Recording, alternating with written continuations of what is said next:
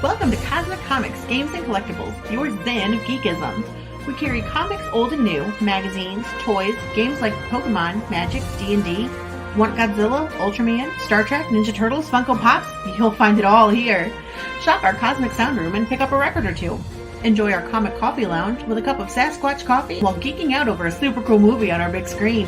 Cosmic Comic, Games and Collectibles. Superman loves us, and so will you.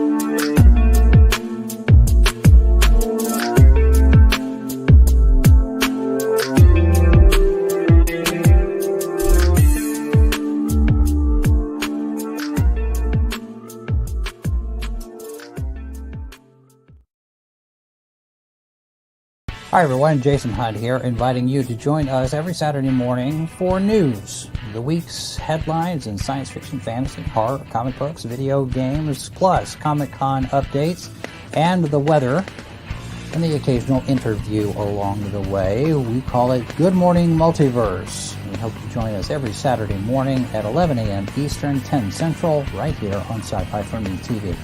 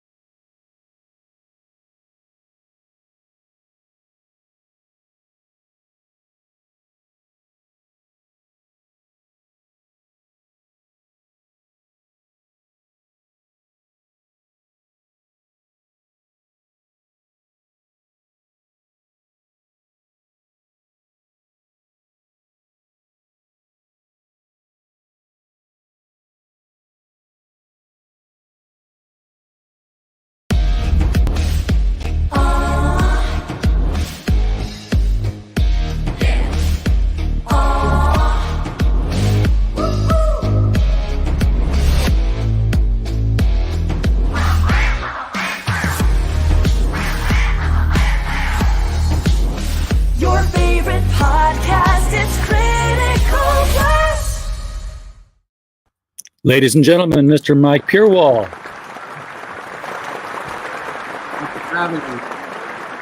Mike, welcome to the show. Everybody, I am RJ Carter, Senior Managing Editor here at CriticalBlast.com, Chief Envelope Licker for Critical Blast Logistics, Myopic Proofreader for Critical Blast Publishing, and I still do answer the phones with your data issues with your crowdfunders for Critical Blast Consulting. There's a theme going on here, Mike. I don't know if you picked up on that. You wear a lot of hats. That's what I picked up. I'm wearing this one right now, but I make sure it's branded. Always be branding. Nice. We're on here every night, and we're always talking with creators. Most of the time, they're creators in the graphic novel industry. They're either artists or writers, and they're crowdfunding their own thing. We do, fortunately, throw in a little bit of a deviation now and then, where we get to talk with more traditional authors. As well as, a couple of UFO people. That's always fun. I'm waiting for a Bigfoot guy. If you're out there and you're a Bigfoot guy, let me know. I want to talk to you because I live on a mountain in Arkansas, and they're here apparently. Well, just so you know, I'm 6'6" and I wear a size 14, so maybe I can Okay, do well, it. never mind. We've got him on the show already, folks. Mike, you're a children's author. Yes, very Or, recently, but or a yeah, children's book author. Nobody writes children. You write the books. yeah. So how did that come around? Because that was not. I don't think that was your CV. That wasn't your life plan. No, not at all. But I'm glad I'm doing it now, to be honest with you. So, last 20 years, I basically spent in corporate. So I've been in sales and marketing, various sales and marketing roles within the CPG or consumer packaged goods industry. I culminated as a vice president of sales, and then it was I was 2020, where I just basically just burnt out. I had a lot of stress related health issues, both mentally and physically. And I kind of was reevaluating my life and just thinking, what's important, what's priority, what I want to do, what am I passionate about. And I came to this realization, like life is just too damn short. Like, I mean, I spent 20 years doing something I don't necessarily love. I mean, there are good aspects of it for sure, but I just wanted to try something different. So I made a very, very, very bold decision. Decided to leave that career, and now I'm kind of pursuing my passions, and one of them is writing. It's I think 2020 was a year a lot of people changed their vision for their life. Kind of rather appropriate when you think about it. Yeah, 2020 vision realignment. absolutely. It's like the Great So Resignation, right? I think it started right around then. that's what I've heard. I mean, everybody started being told to work from home, and Yeah, companies started figuring out, hey, we don't need this giant footprint anymore, so cancel all the new buildings. exactly. And B, we maybe don't need all the people we were using. Um, Yeah, save a lot of cost, right? yeah, so it was pragmatic and maybe soulless a little bit, but yeah, I'm still working from home largely because my day job has realized we don't need to rent a corporate office. Everybody's capable of logging in, doing their thing, being professional. Um, so And there's so much more flexibility doing it, right? I mean, you don't have those hour-long commutes. You can take breaks as you wish. I mean, there's just so much more flexibility and just ease, oh I think. yeah, And, I can sit here and write code all day with Netflix going on the side. I'm yeah, like, I'm happy. yeah, Of course, I've become part of the chair now because now my day job is in this chair and my night job is in this chair, right. uh, it's showing on me. it's And that's the one thing I've heard though, from a downside perspective, is just the kind of the blurred lines between work and like family life, right? That when people are working more, hopefully the pandemic's over, but are working more during the pandemic. So Yeah, we were because we were taking the breaks during the day, and then we like, well, we've still got to make up this time. I got to get this done. So now you're working at 8 o'clock at night because exactly, the computer's there. You can't go anywhere. What else are you going to do? yeah, yeah. But your passion had always been writing. Had you pursued it before going into the corporate world? Yeah, it's interesting. I mean, I think my first recollection of writing was actually when I was really young, and I wanted to write. I was probably maybe 8, 9, and I wrote this kids book. I don't know if you remember, like the Casey at Bat, like Casey books. And there's this one story that I remember, Casey at Bat, and it was about this bear playing this sport. So I wrote kind of like a similar type story. And there's like this really one amazing creative kid. I remember even back then. And I approached him, very shyly, but I approached him and said, "Hey, I wrote this. Can you do some pictures for me?"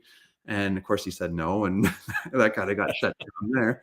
But that was the first recollection of me writing. And then it was always like a passion for me. Like I always enjoyed it, but I never really had a lot of time to explore it. And it wasn't until I left corporate that I actually I have all this time now on my hands. So that's when it really came to fruition, but it's always been a passion of mine for sure.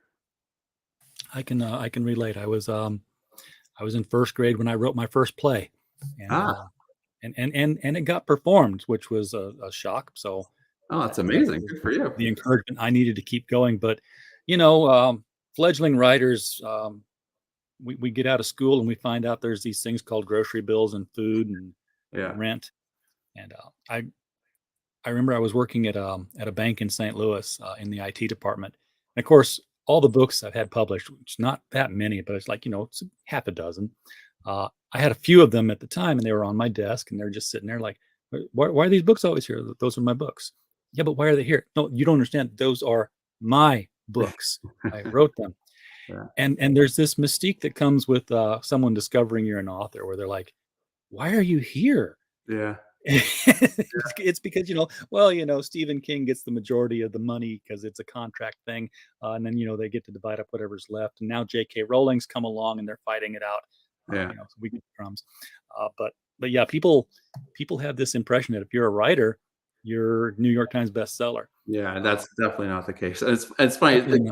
It's odd for me to even hear like I'm a writer and I'm an author, because I've been associated, with this corporate, mindset and like job that I've had for like the past 20 years. So it's even new for me. It's one that I'm still, kind of, wrapping my head around and kind of embracing it. But, life, as I said, life's just too darn short. So why not? Yes, it is. You don't get any of it back. Yeah, exactly.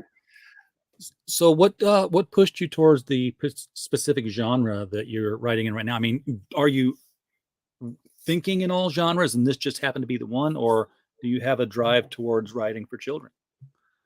Yeah, it's an interesting question because, I mentioned a bit about my story. So when I first left corporate, like I was actually doing more like, I would even say like journaling, like kind of like deep reflection, even try to dabble in a bit of poetry.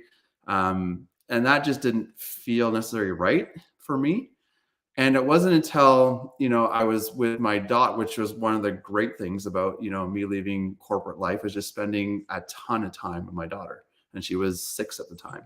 And so, I got to spend, a lot of time with her. And one of the things that we loved doing was reading Dr. Seuss books. And, our favorite one was Oh, the Places You'll Go. So when I was younger, I used to love to like kind of pseudo pretend to rap a bit and like kind of come up with some lyrics. So I thought, why can't I try to write like this? Why can't I try to create a story like Oh, the Places You'll Go? So that's kind of where the idea came from. And then so it once I kind of like set up the different scenes and the character and whatnot, writing it was actually pretty easy. I kind of banged it out in a couple of weeks. Not to say like the editing didn't take forever, but the main story was, with a couple of creative sessions, I was kind of there. And the really cool thing about it is my daughter is illustrated as the main character in the story. So at the onset of the production process, I sent my illustrator, a couple of images of Bianca, that's her name.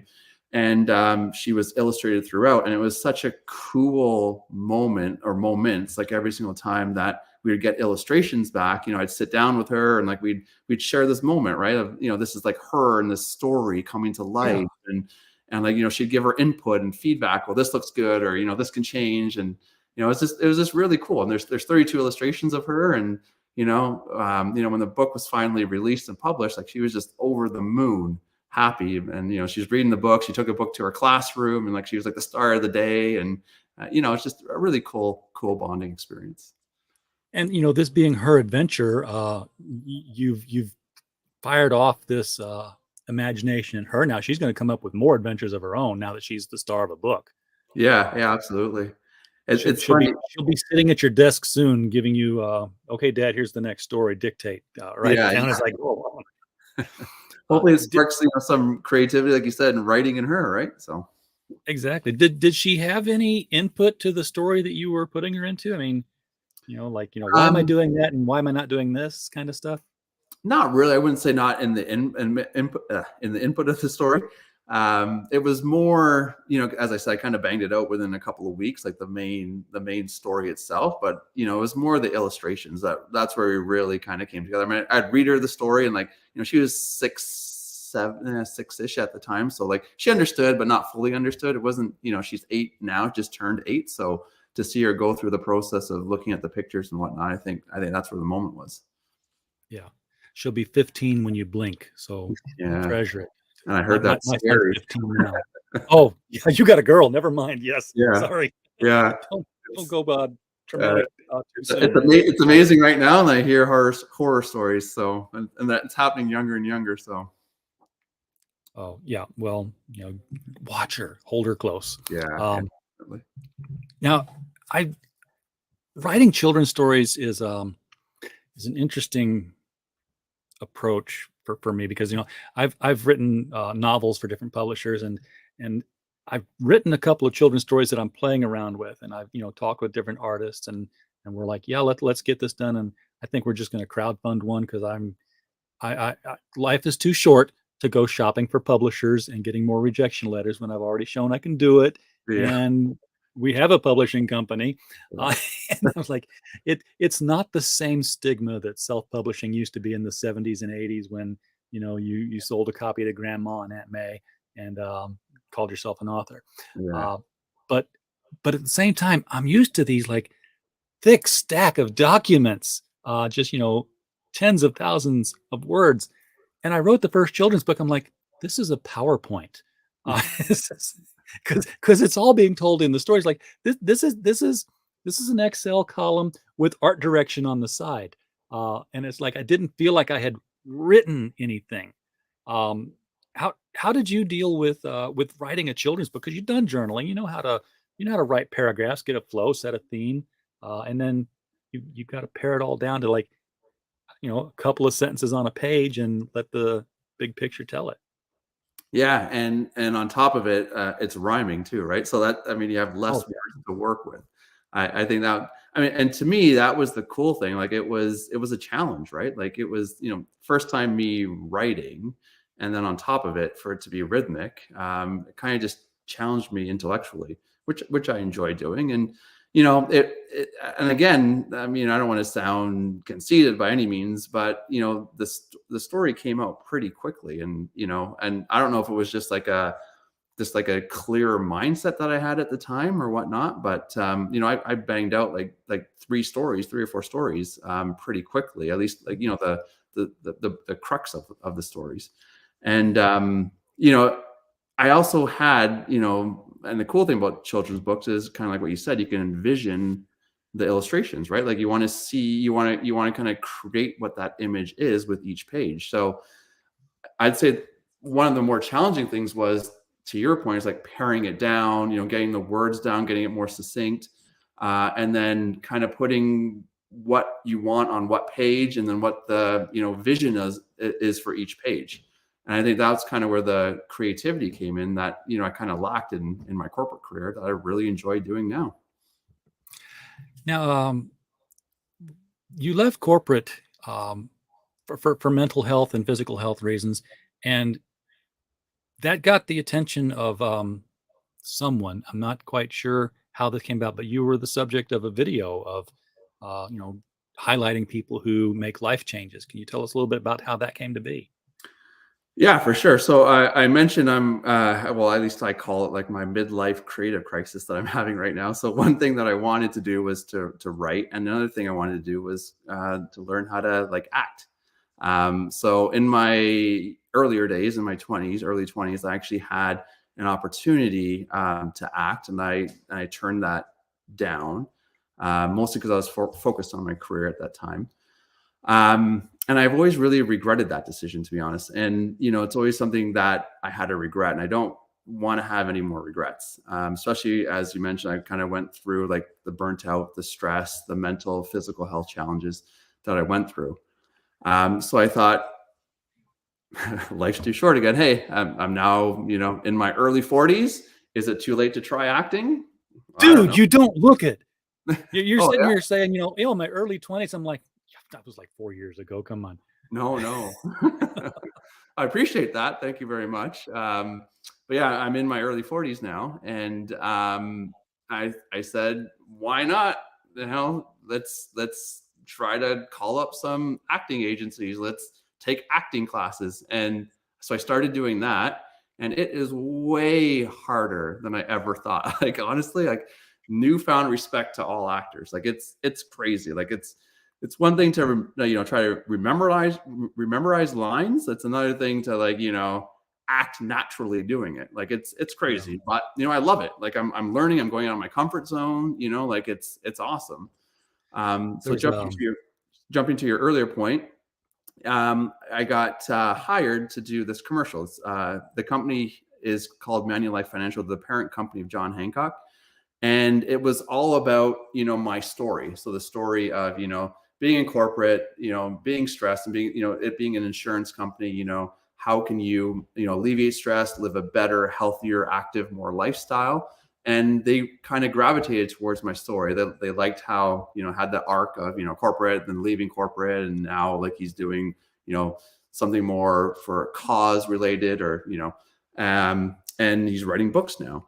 So that kind of came about. And as I mentioned, I've been in marketing and sales. So it's actually kind of cool. I've always on the business side or the corporate side of marketing, creating strategy and brand positioning, and then, actually seeing, agencies run with it and, hiring people and whatnot.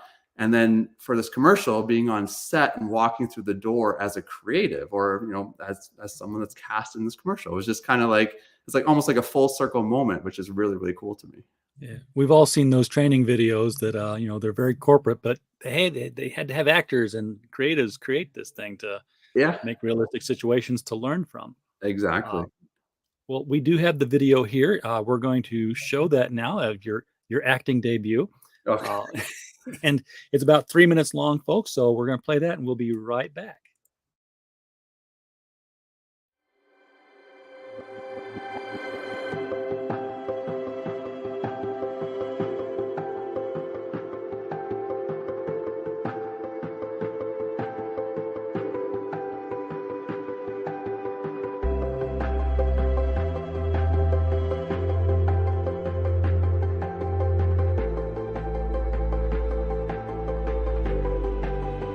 Oh my, wow.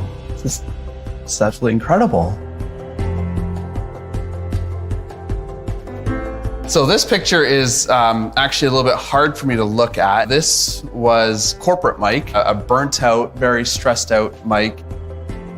I was a vice president of sales. I had a 20-year career. Didn't leave me a lot of time with my family, with my wife, and especially my daughter at the time. It just mentally was very draining and exhausting. The biggest form of burnout for me was I actually ended up hospitalized because of this. I was actually in the hospital for almost a week, had lots of physical and also mental symptoms. I remember actually just talking to the nurse, and she said there's a lot of patients that she's had, and very similar to my story, and they said stress is a big factor. And she advised me, along with my doctor, how you can alleviate stress. I didn't want my next 20 years of my life to look like the last 20 years of my life. I didn't want to look back when I was 60 or 70 to say that I didn't try to make a change. I didn't try to do something different, something that I'm more passionate about. And I'm happy to say that I've now taken control of my life. I've taken control of my health. I'm in a much healthier place holistically, mentally, physically, spiritually. I'm in a much better place.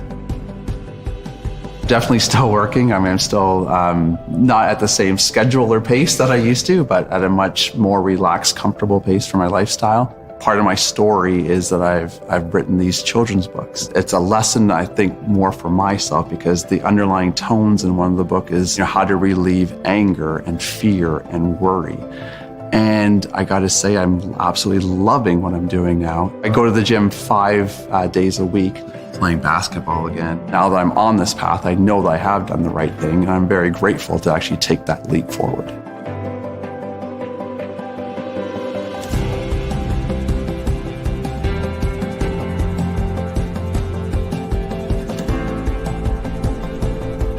Nice. Younger, love it. I think my vitality age would have been somewhere within in the 50s if I hadn't made those changes.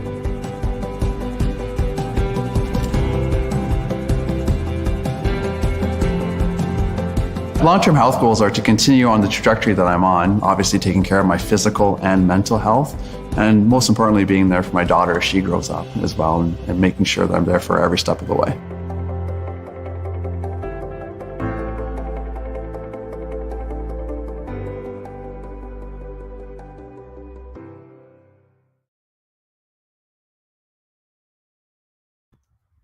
Very nice. Yeah, it's almost like life tells you when you're doing it wrong long enough. Yeah, it hit me over the head way too long, right?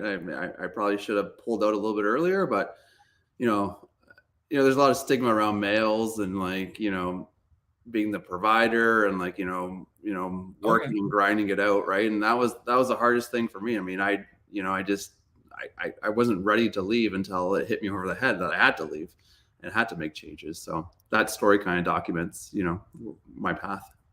And it sounds like you're taking the lessons that you learned from that and passing them along through the children's books that you're writing. Yeah, absolutely. Absolutely. I mean, I think and what I want to stand for as an author is, those lessons, right? Like, I don't want to, hit kids over the head with them, obviously. I want them to be very subtle, and, that's something that they can enjoy and they can relate to, which I think I've done in this book. And this book, by the way, folks, is linked right below the video. You can go to Amazon. It's brand new. I mean, it's just released this month, On Your Way. So if you have young ones in your life, I know that a lot of our audience is trying to get more young people to read comics, but before they can read comics, they have to be able to read in general. So be sure to get those children's books, the ones that hold their young attentions. My son was reading on his own at a very early age because we did the same thing every night. We made sure we had those Dr. Seuss, those P.D. Eastmans. He used to love Fish Out of Water because I read the young boy in a Jimmy Stewart kind of voice. I was like, "Oh, Mr. Fish, where are we going here?" And he's like, "Do the voice." Kids love that, right? They absolutely They love do. They love the voices. Don't be afraid to be silly when you're reading with kids. That's what being a But parent about is just being silly, right? That's the greatest thing. exactly. That's why you have kids, so that you can Yeah. still get to do that. Exactly. Once they grow up, you just kind of look over the toy aisle in Walmart and go, yeah, Yeah. go there. He Yeah. doesn't like Lego anymore. Exactly. A little I- tear that's falls not from your me. eye. Yeah, exactly.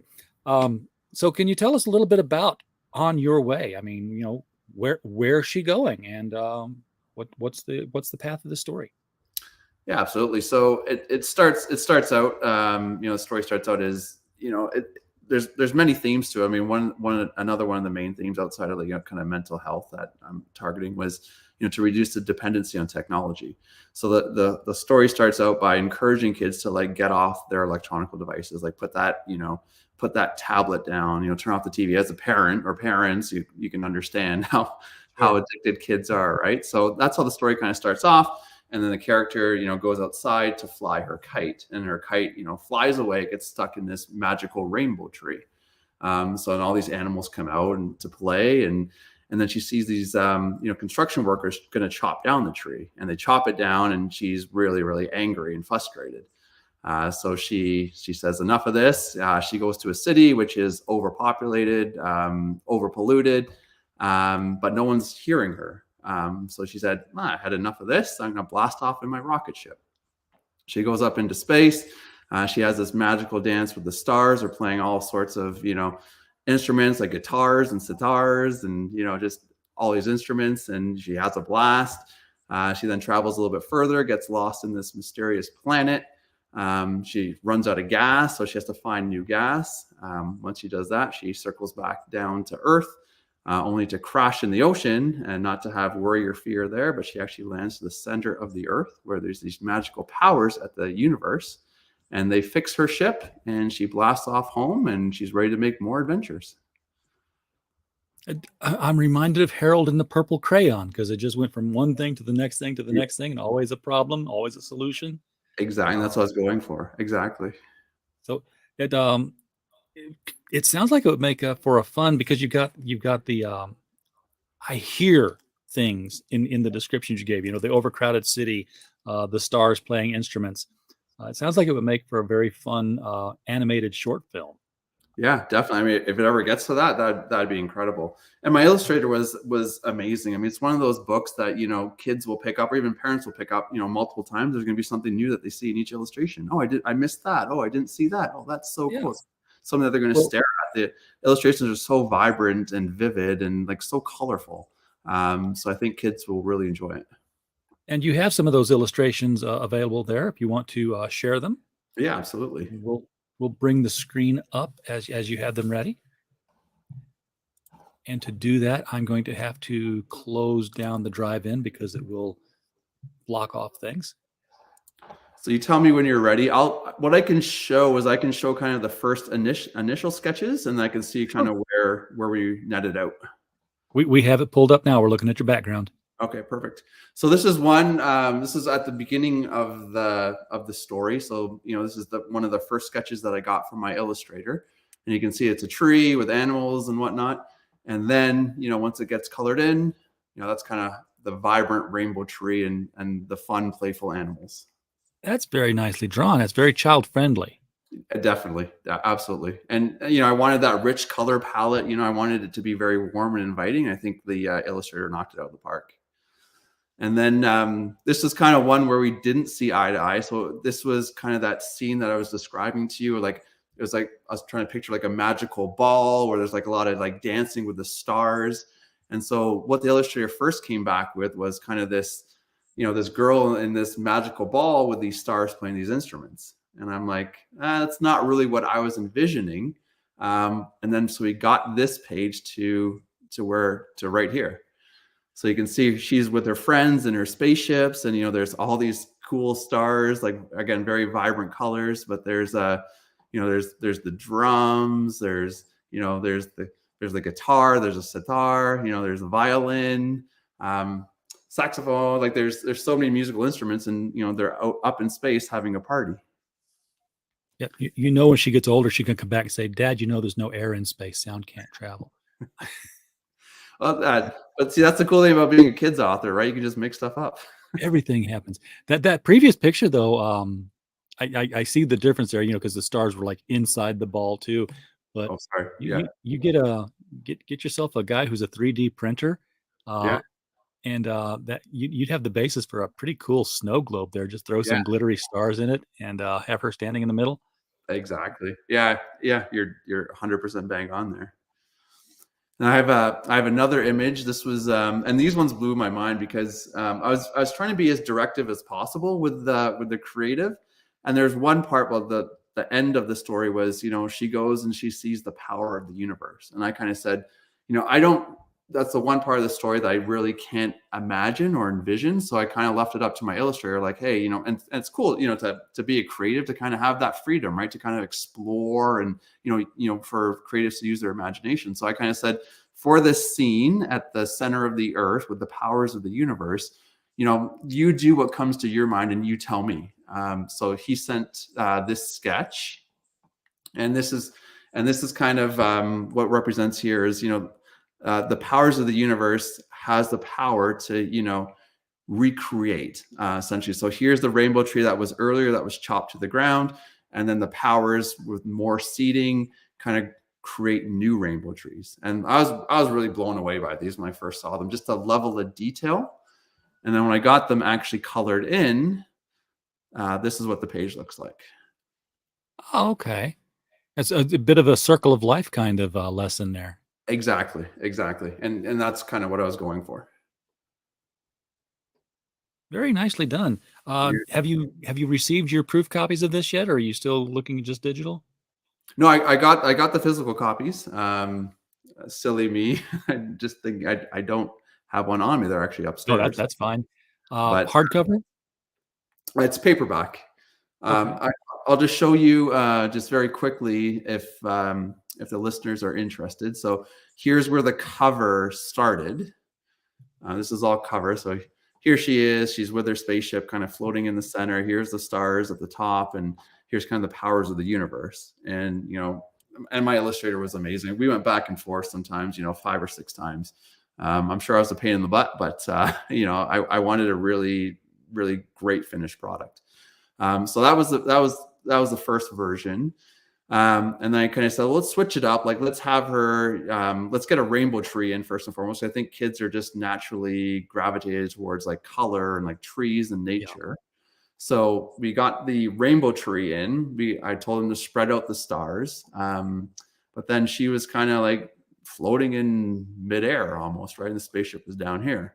So I'm like, okay, we're kind of almost there. Let's try to make a few more adjustments. And then so we got to the point where she's flying in her spaceship. She's in her spaceship. The rainbow tree's off to the right here. There's room for the title. and the stars are playing their musical instruments up above. So once we got that nailed, they came back with the final copy here. That's amazing to watch that progression go from first to final. I love those kind of things. In comics, we see this a lot, when you're like, hey, here was our original cover concept and the notes that came back.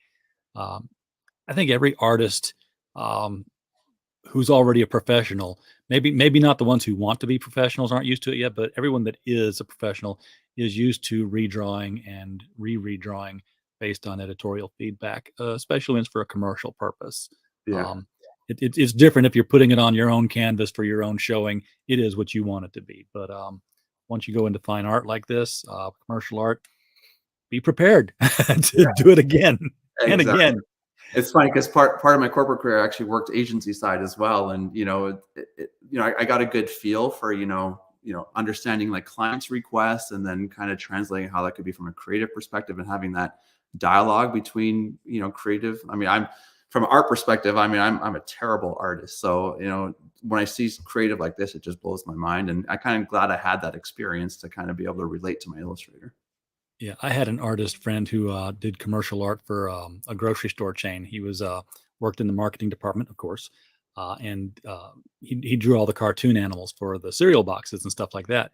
Right. And he gave Toastmasters speech where he's drawing something. He's like, "This is a learnable skill." He kept telling people, "You can all do this," and we're like, "No, we can't." He's like, "You're telling yourself you can't, and that's why you can't, but you can. You just teach yourself." Robert Roberts in the chat. My daughter, who's 8 now, can draw better than me. So I don't know if that's a learnable skill for myself. Tell her to keep at it. Right, he has a very Canadian question here. Says, "Does her spaceship have the RCAF rondel on the nose cone?" No, it doesn't. I don't know. Yeah. Woody's appreciating everything we're seeing here with some neat stuff. Brandon Looney Tunes fan 2000 says hello to everyone. Glad to see all of you folks in the chat here participating. We are looking at the children's book On Your Way with author Mike Purewal. And again, the link to the Amazon purchase, which is brand spanking new, right below the video here. You can click on it anytime. We'll open up in a new window and you'll still hear the conversation. I will take us back to the movies. That's not where I wanted to go. This is where I wanted to go. It didn't hurt to have a little advertisement there for the book again. Beautiful. So you've said a couple of times that you wrote a couple of children's books, a handful of them. This is the one that's published right now. But what comes after On Your Way? Where do we go from here? And is it still our same little character? No. So it's actually a completely different book. It's a completely different concept that came up that's actually going to be published next year. So it's called Boban from Zoltan. And it's actually funny that the name, I guess I'll just start with the name. For some reason, I just gravitated towards Boban. And I thought, being another rhyming book, like what's going to rhyme with Boban? But I knew it had to be Boban. So I was walking one day, kind of just like thinking, and for some reason, Zoltan came to my mind. I'm like, Zoltan? Like, what's Zoltan? So I go home, I Google it, and I believe it was in Hungarian. Zoltan means life. So, and the concept that I already created for this book was Boban's this magical, witty wizard that kind of explains to kids the miracles of life that we take for granted all the time. So it kind of just fit somehow magically and perfectly. So the concept of this story is, there's this wizard and he's teaching kids these miracles of life, but in a way we've never heard. And unlike On Your Way, this one is, really funny. It's meant to be funny. I mean, one of the lines is basically, he makes the sun shine very bright. Obviously it rhymes. I'm forgetting the exact line, but doesn't make the sun. Oh, that's what the line is. I make the sun. The sun makes the day start. I don't make the sun burp or fart. And so when so then there's an illustration of the sun burping and farting. And when I showed that to my daughter, she just could not stop laughing. So it's kind of like that's a kid's thing. It's a kid's thing, right? So it's all these lessons, but at the end, it's all about the lesson of gratitude for life itself, for the fact that, so much outside of us and even within us is happening with our control. Like we're breathing, perfectly every second of every single day. Nature is changing automatically. The sun's rising and setting. So it's all these lessons about gratitude. So it's a completely different book, but and it's supposed to be a lot funnier than On Your Way, and it comes out next year. I was gonna ask where it was in production schedule here. I Yeah, mean, is so it being drawn? yeah, so great question. Yeah, so I'm doing the illustrations right now. Actually, I think I got the illustrations pretty much set, and we're working on the cover right now. So I'm hoping within the next 3 to 6 months it'll be released. All right. Do you have your sights set on anything beyond the children's market, or is this pretty much where you're comfortable right now? This is the stories you want to tell, and yes, Robert, farting is the universal language. It is right. Stars are releasing gas all the time. Exactly.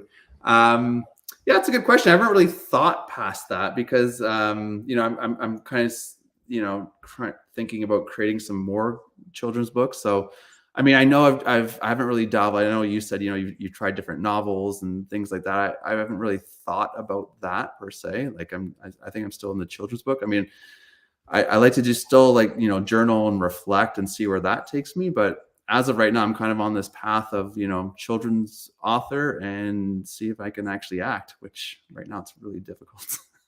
I think the children's market is the next ripe market. They come in waves. We went through the period where young adult was the thing to write, and we got things like Hunger Games, City of Bones, Harry Potter. Harry Potter, Kicked all that off. I think the young adult thing has run its cycle now because they're starting to recycle the ideas. right. But I was reading a lot of those, and I was like, this is better than the adult stuff that we're supposed to be reading, as adults, as far as adventure stories went. But now I think I'm seeing it happening in the children's market. It's getting to be the more creative people are going there, and I'm just I'm curious to see how people who write in one market transition to another. Speaking Harry Potter, we saw J.K. Rowling go from writing a young adult series to sort of a murder mystery novel that didn't quite get the acclaim, and as the J.K. Rowling mystique wasn't enough to carry it. Right. Yeah, absolutely.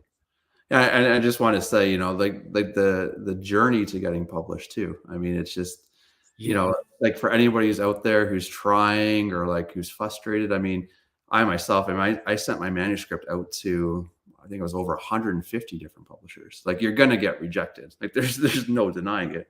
And even now that I got a publisher and it's published, now it's all about selling it. It's all about like selling it into bookstores. It's all about, getting media awareness. Like you're always constantly selling and you're always constantly going to get rejected.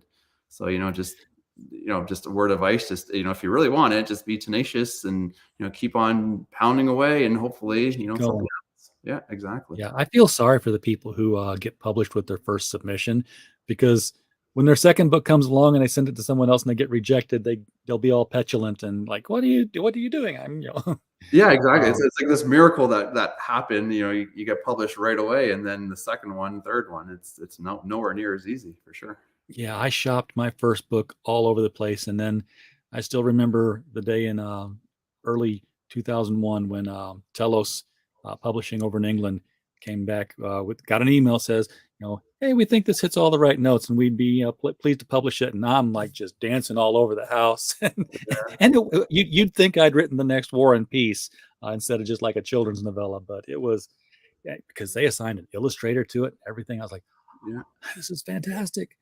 And to be honest, that's where I was at, right? Because I mean, think about me. Like I did a complete 180. I mean, I left my corporate career. I didn't know what the heck I was doing, right? So to have kind of that somewhat validation that I'm on a path again was very rewarding for sure. It was a big leap of faith. Now, how did your family deal with your decision to leave corporate life? Because that's not just your income; that's their security. Yeah, great question. I mean, and we talked about the male provider role. I mean, I'm a very analytical, very pragmatic guy. I mean, for me, it was the hardest thing to do. I mean, to be honest, this was a plan that we had. I gotta say, first you gotta have a supportive partner. So I mean, my partner was phenomenal. My wife Nina. But this was like a 2 or 3 year plan in the making. Lots of spreadsheets, like making sure that we can actually make it happen. The biggest thing for us was we just had to change our lifestyle. Like we haven't really gone on trips, since I left. We used to eat out a ton, like used to go to restaurants. We cut that back significantly. It comes with sacrifice. There's no doubt about it. I mean, working corporate or whatever your job is, if it's a steady paycheck, right? That's the greatest thing, right? I mean, just having steady income. You go down this path, you have no idea what's going to happen. So for people who are thinking about it, I would just say, have a good plan, communicate clearly with your partner. And even while you're working, just, continue your side hustle, like try to build up your side hustle. So it's a little bit more seamless to go to. Yeah. If you can do it as a part-time job, while you're doing your full-time job, great. When your part-time job makes more money than your full-time job, it's time to make your part-time job your full-time job. Yeah. And it'll happen, right? And it'll happen pretty seamlessly. It will. If you're doing what you love, it doesn't feel like work anymore, because it's just this is the thing I enjoy doing, and hey, now I'm getting paid for it. Yeah.